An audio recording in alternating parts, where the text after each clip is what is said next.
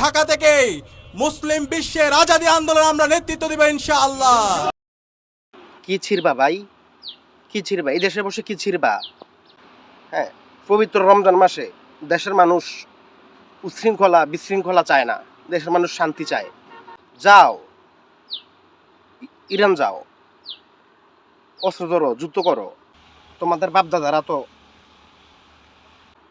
1971 সালে যুদ্ধে অংশ নেয় নাই, বরং যুদ্ধের বিরোধিতা করেছিল। এখন সুযোগ আসছে, যাও তোমরা যাও, তোমরা গিয়া অস্ত্র ধরো, যুদ্ধ করো। কিন্তু ভাই এই দেশে কোনো ঝামেলা কইরো না। হ্যাঁ, পবিত্র রমজান মাসে দেশের মানুষ উচ্ছৃঙ্খলা বিশৃঙ্খলা চায় না, দেশের মানুষ শান্তি চায়। দয়া করে কোনো ইস্যু তৈরি করে দেশের মধ্যে কোনো উচ্ছৃঙ্খলা বিশৃঙ্খলা তৈরি কইরো না, এর ফল ভালো হবে না।